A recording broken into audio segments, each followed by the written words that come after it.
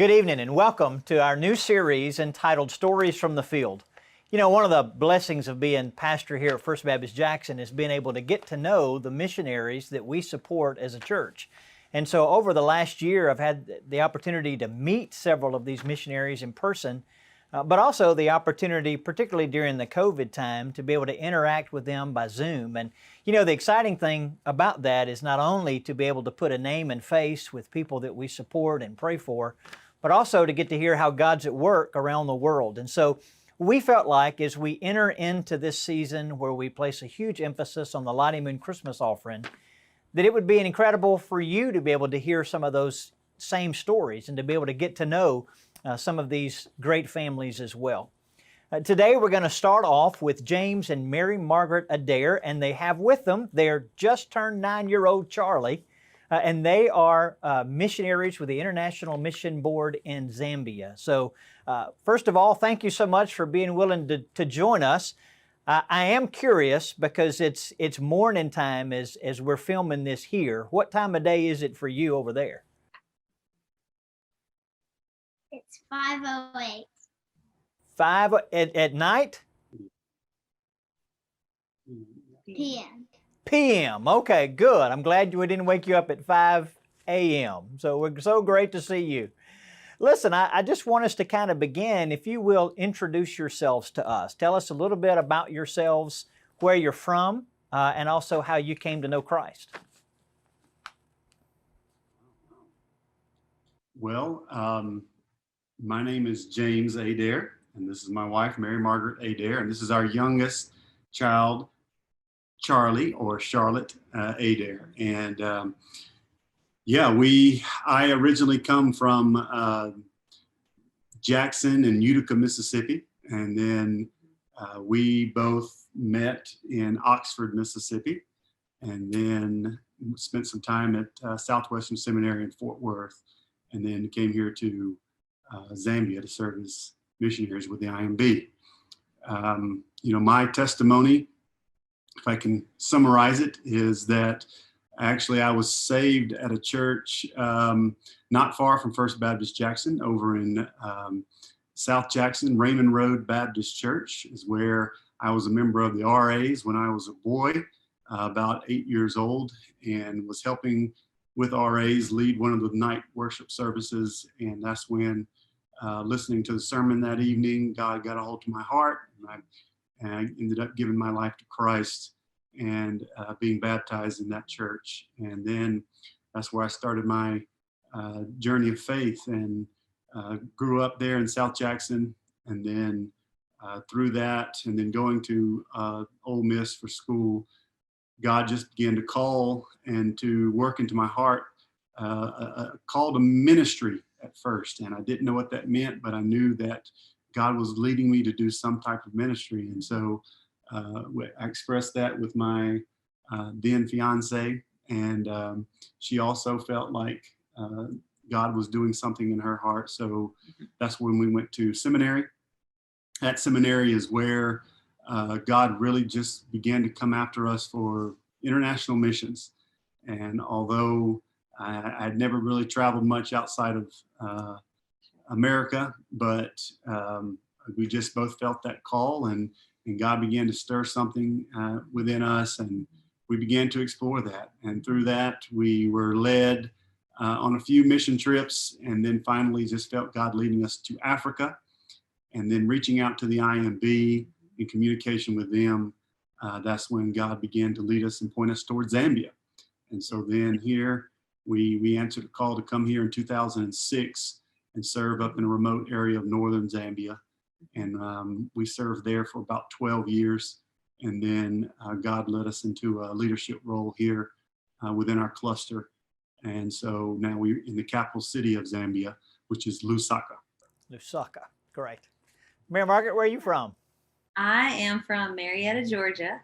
And growing up, I was saved at a young age, grew up in the Methodist church, and I had an adventurous spirit. So I decided to go to school in Oxford at Ole Miss. And that's where I met James. And I think I was always open to the idea. My parents were friends with missionaries growing up, and So I knew a lot about missions. I didn't know much about the International Mission Board, but when we moved to seminary, God just placed people in our path that had either been on the mission field with the IMB or were planning on going. And so that's really where I learned about it. And of course, we were young. We were 24 years old when we moved to Zambia. So we thought, hey, we can do anything. And God just changed and shaped our hearts to love Kaputa, Zambia, where we served, and the people there. And is still using us to help encourage that part of the world. Now it's just expanded to a bigger section. But we definitely still love where we started. It was our first mission post, and I think it will always have a big place in our hearts. That's awesome.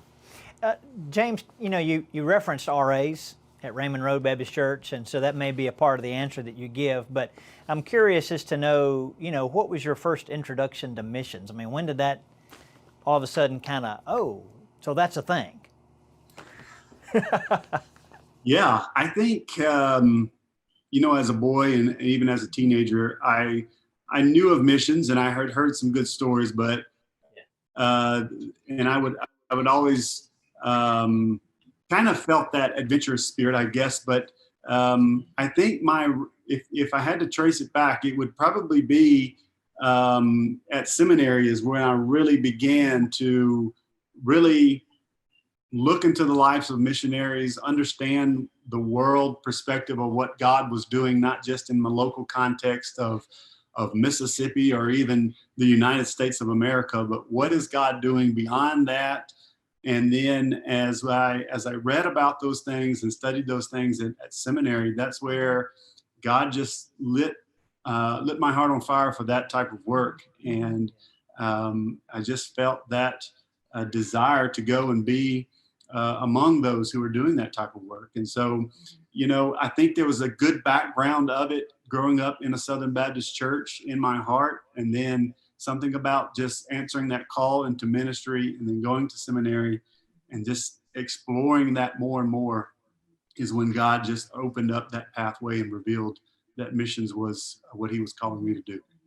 Sure. Well, you mentioned RAs, which for those who are watching may not know what RAs actually is. RA stands for Royal Ambassadors, and it's a program for boys, grades 1 through 6, where they're able to learn about missions and be able to interact with missionaries and, as James said, kind of get a bigger picture of what God's doing in the world. And so, there's no doubt when we look back at the story of how God's been at work in our lives, we're able to kind of see breadcrumbs along the way, as we look back and see, well, God just kind of dropped this in our lives and God put these people in our lives. And so it sounds like with your story, seminary is when things, the dots were kind of being connected, but you did have a foundation early through RAs in the local church.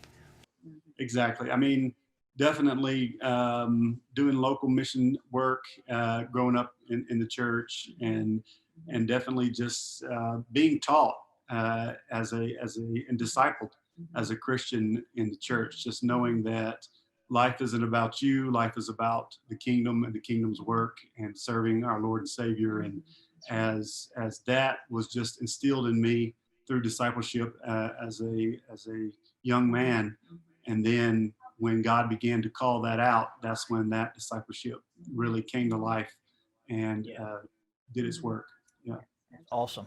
And Mary Margaret, I know you said you kind of had an adventurous spirit, part of that going from Georgia to Ole Miss, but here you are, college student, you meet this guy from Jackson, Mississippi, you begin to date, things are kind of beginning to move forward, maybe to marriage, and then he goes, God might be calling me to ministry or mission field. I mean, what was that like?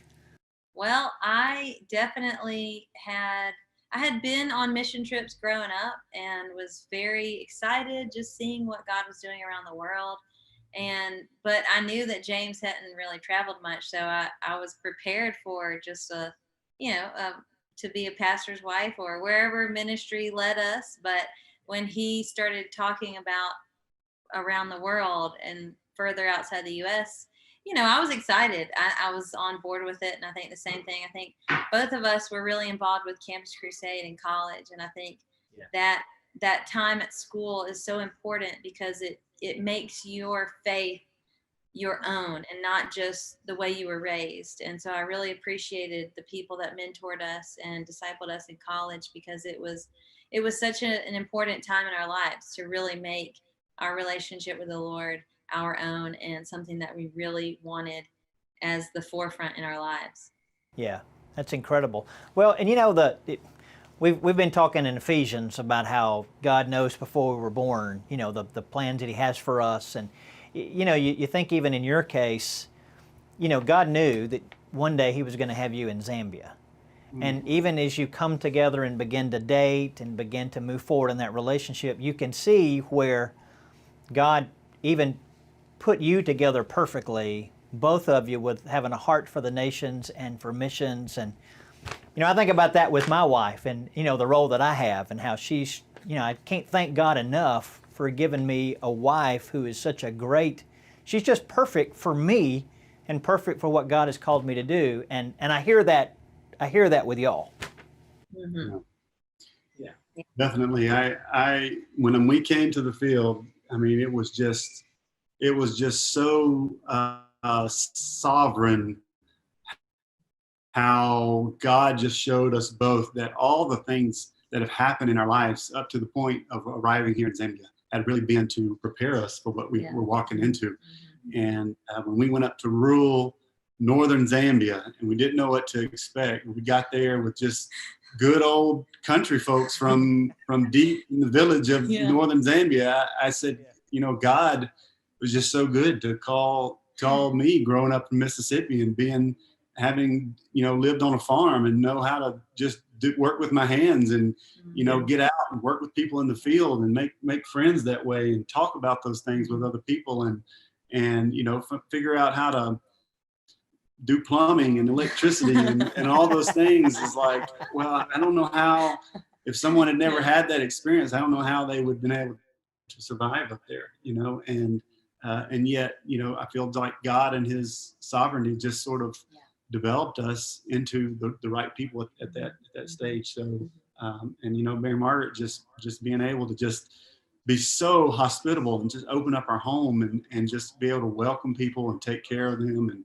show them good, Southern hospitality, which is what we were raised, and that really developed our ministry beyond what any of our planning and processes and strategies that we had. Just going back to our roots and the way God had raised us and brought us up really developed our ministry beyond what we could have even thought of coming. So it's just all God, isn't it? I mean, it's crazy when you everything is a lot more clear in the rearview mirror, right? But it's crazy when you look back and you look at age 16 and 18 and 22 and 26, and now you look back and you see, man, God was working in my life in ways that I had no clue this was going to end up in Zambia. But God was working the whole time. I mean, that's incredible and a great comfort for us today with whatever's going on in life. So thank you for sharing that. I want to get to Zambia here for a second. Tell us about Zambia. And by the way, is Charlie close? Because I want to ask her a question about it too. Charlie. But I'll start with y'all. Tell us about Zambia. Well, Zambia was a British colony until 1964, and they won their independence. They were actually known as Northern Rhodesia, and very peaceful. There's 72 different people groups in Zambia, so there's a lot of languages, but there's English is the national language because it was a British colony, and there are 4 major languages that are spoken, like local languages. And so there's, the capital of Lusaka has about 3 million people in it. So not too big. And Zambia is the size of Texas and Oklahoma put together. So it's a pretty big country. Yeah. And we lived up in Kaputa. It was 850 miles from Kaputa to the capital city. So it was like driving Dallas to Atlanta. And we used to do that 4 times a year. To come get groceries and supplies, and but it's a very peaceful country, and there's not a lot of tribalism. There's more, I'd say, unity among all the people groups that everybody would agree we're Zambians, and very welcoming, very hospitable people. I mean, if you show up to someone's door, they will welcome you. They will offer you the nicest seat in the house. They will prepare a meal for you. Just very hospitable, and very open to the gospel and learning the word of God. Anywhere we went, we'd sit down and say, "Can I teach a Bible study or tell a Bible story?" And you never were told no. So it was very receptive and more open to hearing the gospel. That's awesome. Charlie, I have a quick question for you. Just one. I just have one question. What's your favorite thing about living in Zambia? Well, there's a lot. Oh, well, you can tell me several. What's your favorite thing? Well, one of my most favorites is that we always get to meet more people, and all those people that we meet, we get to teach them about God. Mm-hmm. That's fantastic. Yeah. What's one of your favorite things to do for fun? Well, we like to swim, Yeah. and there's a place here that me and my sister go to, and we take horseback riding lessons. Oh, that is fun. Well, that's awesome. Yeah. Thank you so much. I appreciate that. Thank you for answering my question. And I hope you have a very happy birthday. Absolutely. So, James, let's talk a little bit about the work that you do there in Zambia. Yeah, absolutely. No, when my title now is an associate cluster leader. And for those who aren't familiar with the breakdown of the IMB, we have within the IMB, there's affinities. And then within affinities, there are clusters of countries that are similar in some ways. And so we are a member of the Zambezi cluster of countries, 4 countries: Angola, Mozambique, Zambia, and Malawi.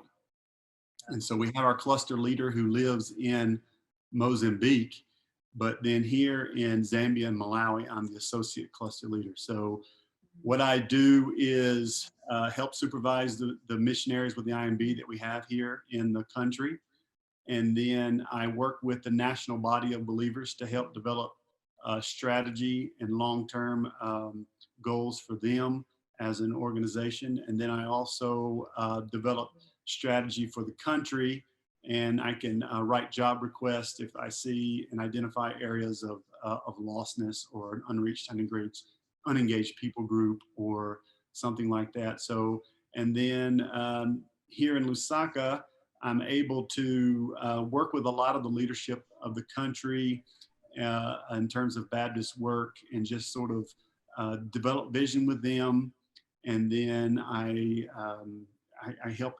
One of my main things that I'm doing right now is helping to develop missionaries within Zambia who will one day go beyond Zambia. So the first step is really to reach this own country, make sure that every area of Zambia has a good evangelical representation.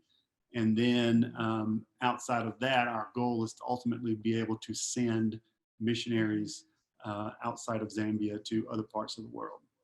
Wow, that's fantastic. I don't think we think about that a lot. We think about Americans being missionaries to other places. We don't think as much about people in other places being missionaries to other places. That's awesome. That's really awesome. Yeah. So, go ahead. No, I was just going to share, God's really doing something on the continent of Africa. Yeah. When you research Africa, you'll see that Christianity is really growing in Africa more than anywhere else. And then Africa has largest Christian community number of believers, professing believers, than any other continent. And so God is beginning, I believe, and most missionaries agree with me, that God is beginning to develop Africa to be the next big sending continent, being able to send African missionaries throughout the world. And so we just feel God moving in that capacity. And so we're trying to get behind what we believe he's doing and develop our countries to be able to focus their energies and their efforts towards that and be able to take on that challenge when that baton is eventually passed to them. So it's exciting work. That is awesome. And Mary Margaret, I know, I could ask you the question and you could say ditto, but specifically for you, what are some of the things that you do on a day-to-day basis? Well, I homeschool the 3 children, and Yeah. so that is a big Full-time job. chunk of my time. But then also I'm involved in a local ladies ministry. We just we meet, we do trainings.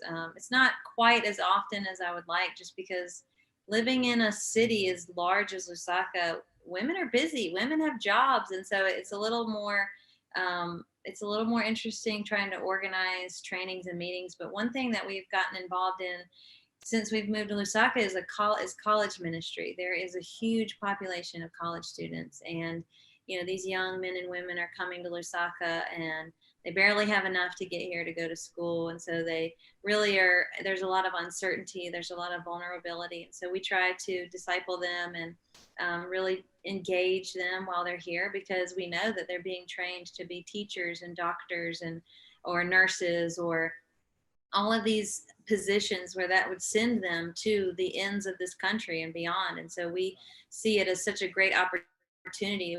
We have all of these disciples in our neighborhood, in our backyard for a certain number of years. And so we really want to be strategic in reaching these young men and women and giving them a good foundation in discipleship. And so that's been such a blessing, and we weren't really expecting to find that, but we have found that college ministry here is, there's a lot of opportunities. Yeah. That's awesome. Now, we've met Charlie. You said three children. So what are the ages of your children? We have Hutch, he's 13, and then we have Lily, who is 11, and Charlie or Charlotte is 9. That's awesome. That's awesome. Now, tell me what you're most excited about as far as how you see God at work and something that's happening there where you are. Yeah, I think for right now, what I'm most excited about is about 2 weeks ago, I was telling Robert, we had a training here in Lusaka where, because of COVID's had its effects worldwide, but we've really been prevented from having large gatherings, doing a lot of the stuff we had planned to do this year. But what I was able to do, because of a slight reopening here in Zambia, we were able to bring in men from around the country, people who are in strategic places in terms of Baptist work throughout the country, and then also several men who are also currently doing mission work on a local level here in Zambia.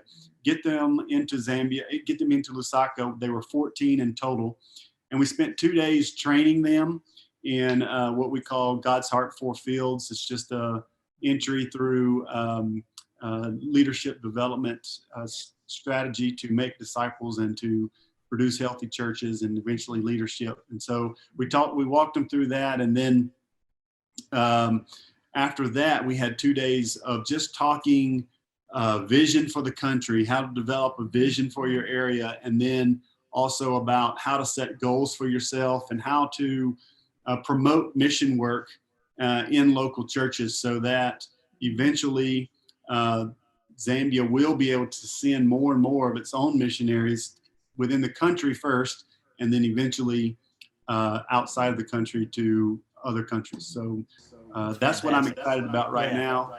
Yeah. And I don't know if it's because I'm just off of that meeting, but it was a good meeting, and we're excited about what God's doing in that.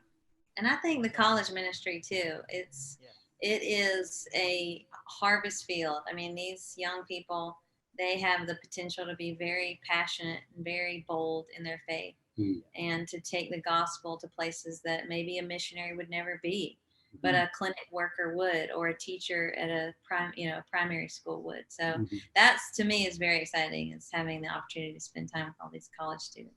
You're right, because they're very curious, teachable, and passionate. And those are huge things that the Lord can use. Man, that's awesome. Now, as I mentioned kind of at the beginning of our time, part of what we're doing is preparing for Lottie Moon Christmas offering.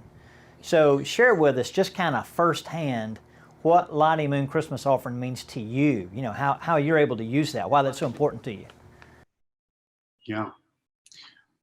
I would say Lottie Moon is especially, I mean, now, yes, absolutely. But when we were in Caputa, having a home that, you know, living in a place that's very unfamiliar to you, having a home that is similar to an American style home. It was not nearly as elaborate, but just having a comfortable place that you could relax, recharge, take a break when things were stressful, when life was tough, you know, that was such a blessing.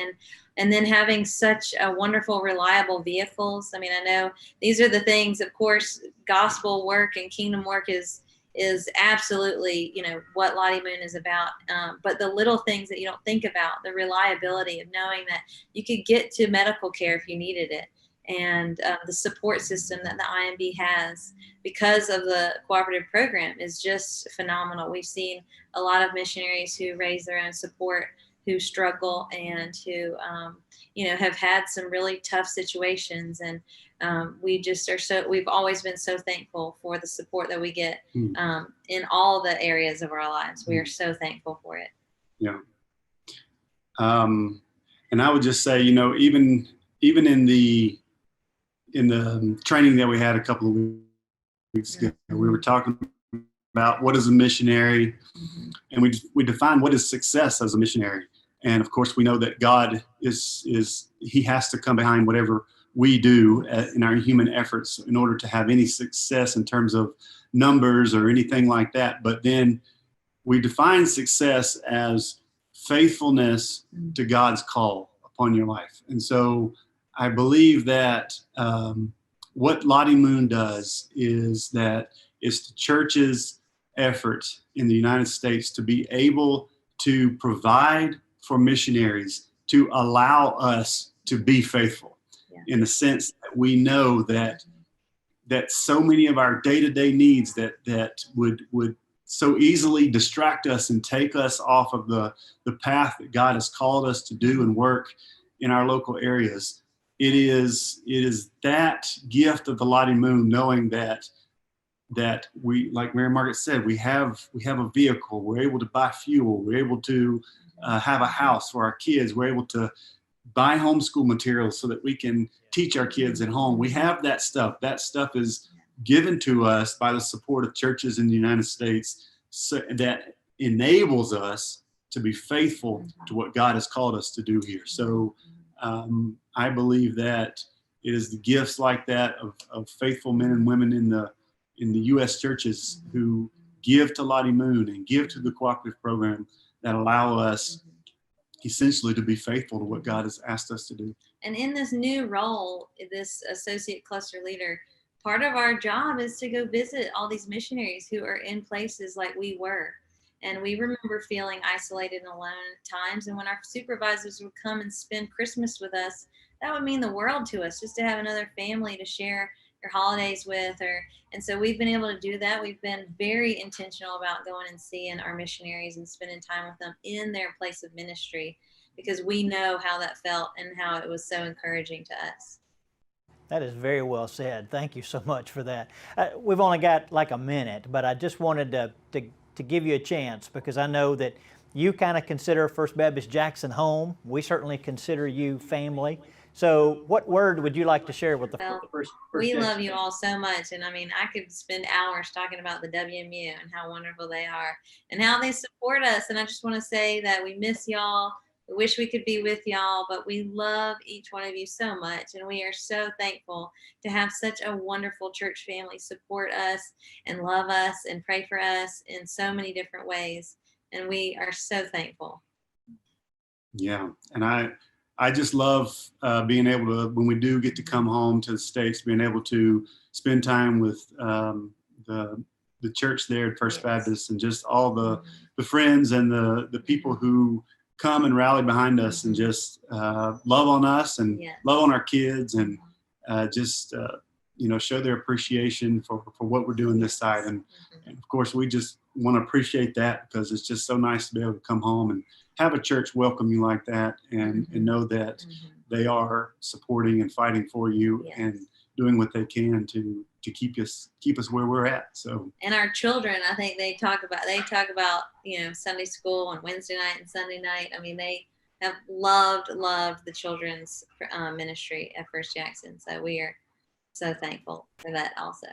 That's so awesome. Well, thank y'all so much for visiting with us. And let me say on behalf of the FBJ family, we love y'all. We appreciate what you do, and know always that we got your back. We absolutely believe in what God's doing through you, and we're just excited that we're able to have a part, and we can't wait to see you when you do get to come back. And so thank you all for your time. And listen, First Jackson family, thank you so much for joining us tonight for Stories from the Field. Hope that you'll join us next week. We've got a great series, great guests each and every week, all the way throughout the month of November, leading us, of course, to the Lottie Moon emphasis there at the beginning of December. So thank you so much for joining us tonight. We hope that you have a wonderful week.